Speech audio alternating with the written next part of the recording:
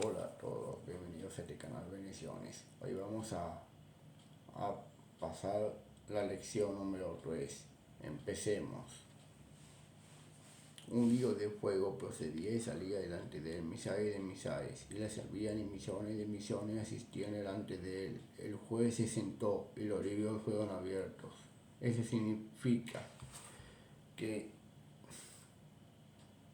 todos nosotros compareceremos ante el trono de Dios para ser juzgados, conforme lo que hayamos dicho o lo que hemos obrado aquí en la tierra. Tenemos que rendir cuentas a Él, porque Él es el que nos va a juzgar. Pero hay un fiscal que es el diablo, que nos acusa delante de Él y de sus ángeles. Por eso nosotros siempre Él va a acusar a todos nosotros. Por eso el Señor quiere que nosotros aceptemos el regalo de la vida eterna que nos ofreció en la cruz.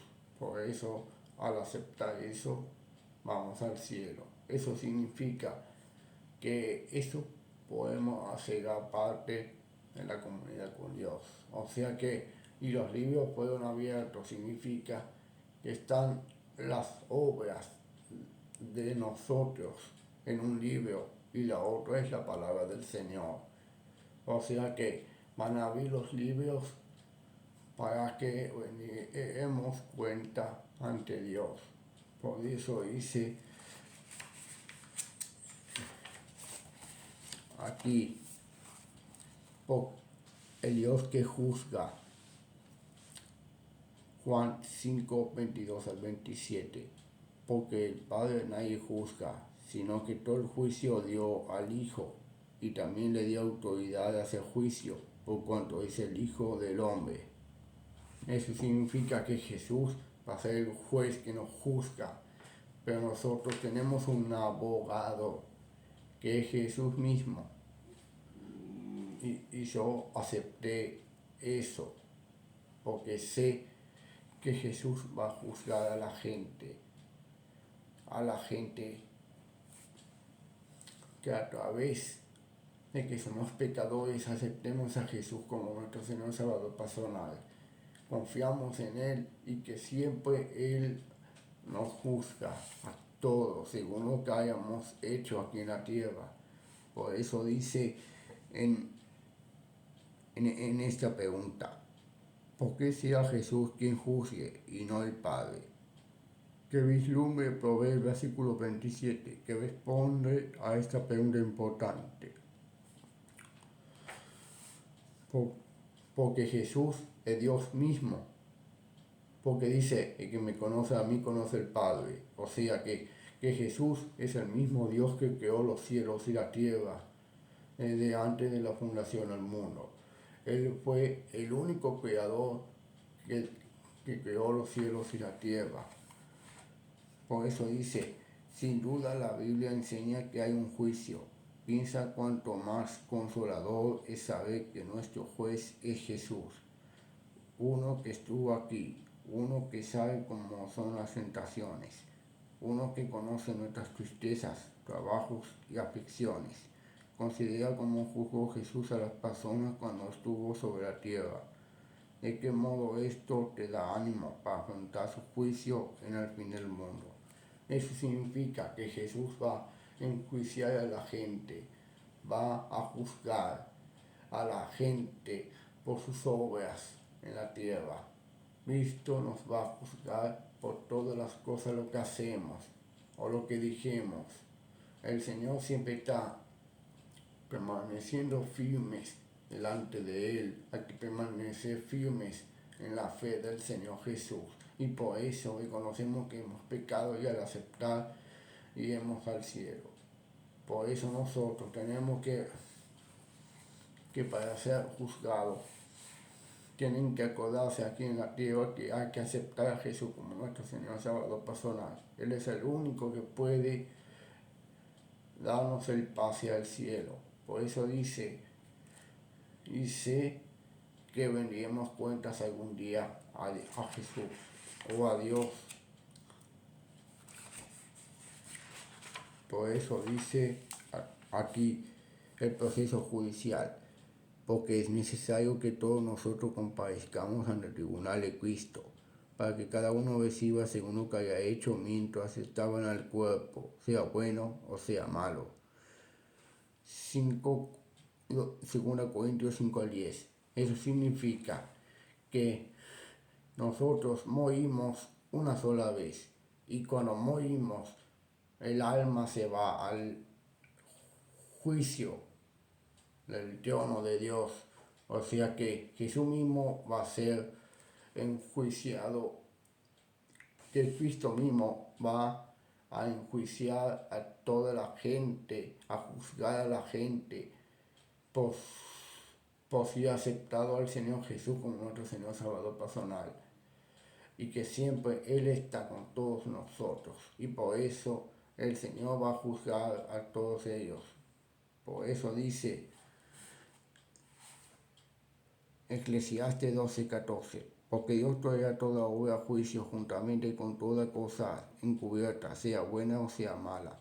Sí, porque no es necesario ser bueno para ir al cielo. No, aquí dice que sea bueno o sea malo. O sea que nosotros tenemos que rendir cuentas a Él en cuanto, porque Él siempre está con todos nosotros. Por eso dice los jueces 6:28-30, Esther 2:21-23 y Hechos 25:4-12, y estudia en estos pasajes los ejemplos de una investigación previa al juicio. Por eso dice que hay un sumo sacerdote en Hebreos, que es mediador entre Dios y los hombres, que es Jesucristo mismo, que nos va a guiar. Por eso dice, ¿qué procedimiento legal siguió Dios en el primer juicio registrado en la Biblia? Génesis 3:8-19. O sea, el pecado original de Adán y Eva, cuando comió la fruta prohibida, pero no sabemos qué fruta fue. Nosotros sabemos que la mujer comió del árbol, pero antes la serpiente le había dicho que comiera.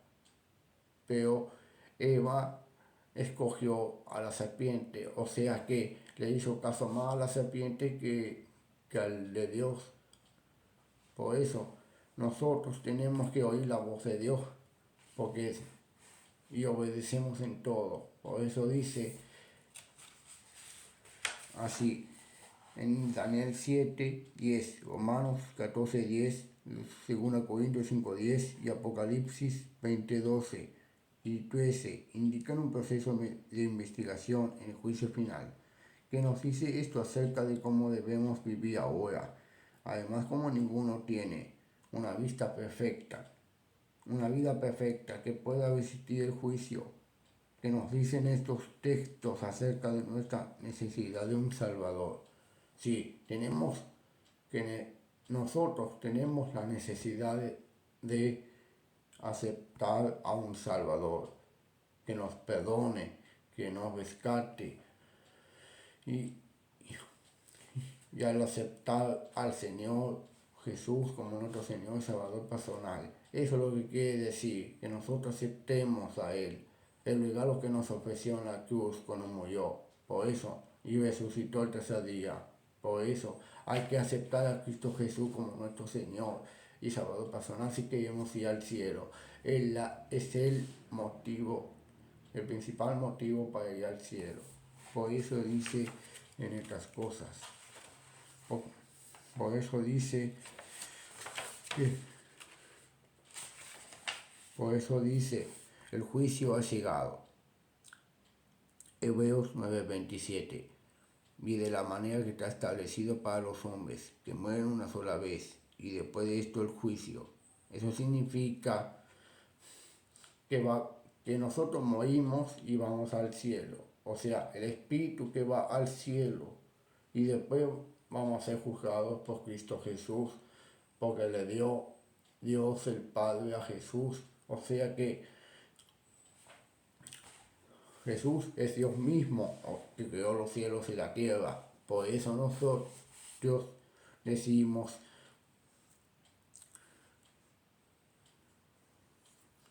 que cuando nosotros morimos, vamos al cielo para ser juzgados por Cristo Jesús.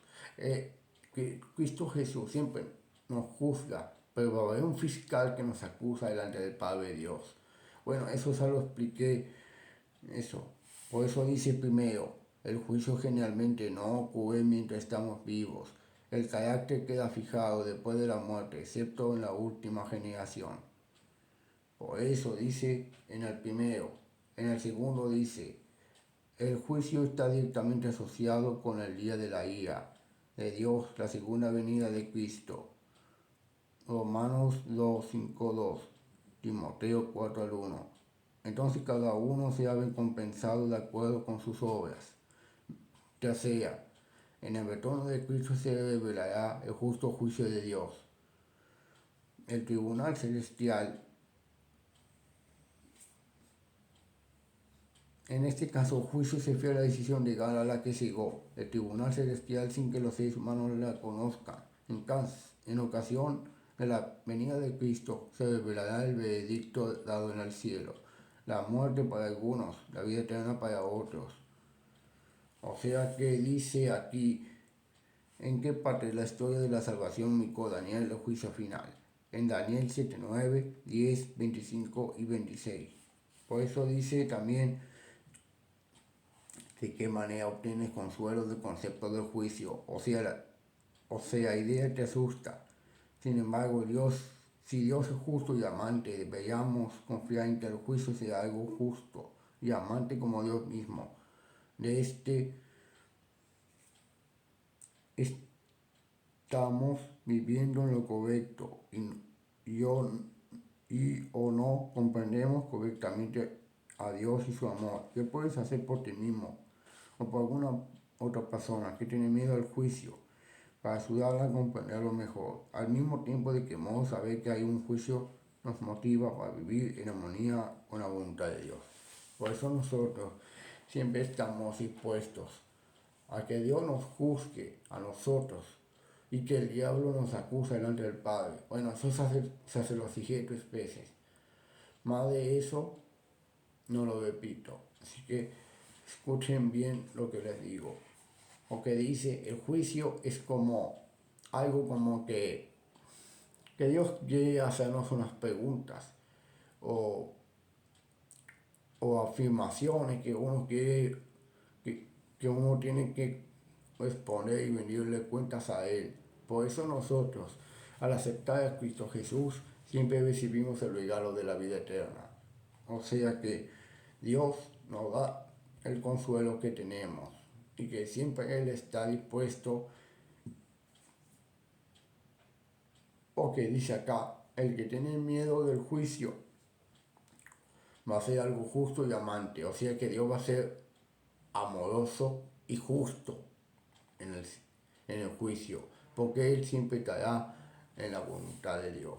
Por eso dice en el propósito del juicio. En el día en que Dios juzgará por Jesucristo los secretos de los hombres conforme a mi evangelio. Romanos 2:16. Ver también Hechos 24:25. ¿Son compatibles el juicio y el evangelio? ¿Cómo comprendemos el juicio si somos salvados por la fe, sin las obras de la ley? Ve Romanos 3:28. Acá dice, 1. Revelar la verdad acerca del pueblo de Dios. El juicio presupone una incertidumbre que será resuelta mediante una investigación, una evaluación de las evidencias y un veredicto final en el cual, en el ámbito cósmico, los fieles de Dios sean vindicados. O sea que nosotros vamos a tener nuestras propias pruebas para saber si vamos al cielo o no. Por eso dice en el segundo, revelar la justicia y el amor de Dios. El juicio no informa a Dios acerca de quién es perdonado o quién es culpable. Más bien revela la justicia y el amor de Dios ante el universo que observa. El juicio es un evento público que informa acerca de la integridad de Dios como juez de la tierra. Romanos 3:4, Salmos 51:4. Por eso Dios quiere saber si somos culpables o no. Por eso, el diablo siempre nos acusa de que somos culpables de algo, o que digamos a algo o lo que sea. El diablo siempre nos acusa de día y de noche y delante de sus ángeles. Por eso dice, tercera, restaurar la armonía en el universo. Un elemento de falta de armonía fragmenta el universo como resultado del conflicto entre el bien y el mal. El juicio final restaura la armonía, recompensando a los perdonados, acabando con la presencia del mal en el cosmos, limpiándolo del pecado. Entonces se consumará la obra de salvación de Dios mediante Cristo. Apocalipsis 11, versículo 15 al 18.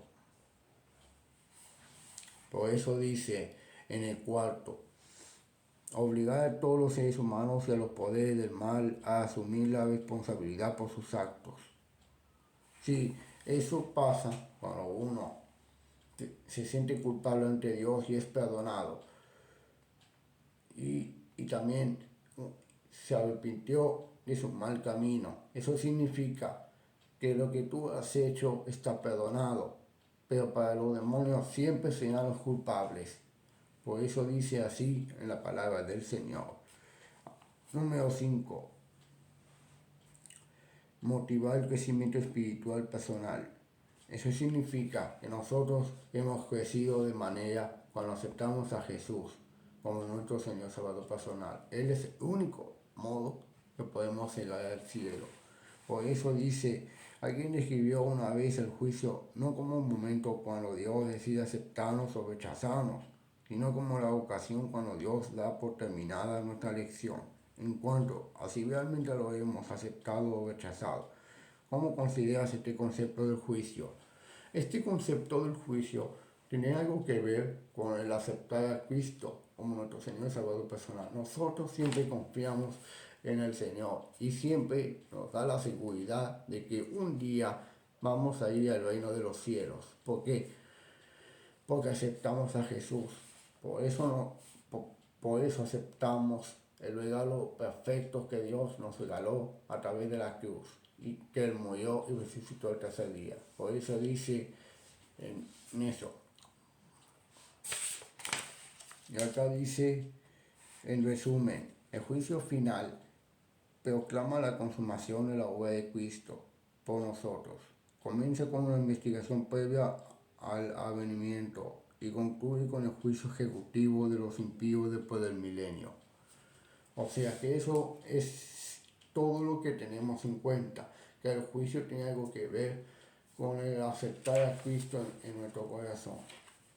Así que muchísimas gracias por este video para poder explicar muchas más cosas de las cuales que siempre, y que Dios los bendiga a todos ustedes. Que Dios los cuide, los bendiga y los proteja de todo mal. Aleluya. Amén.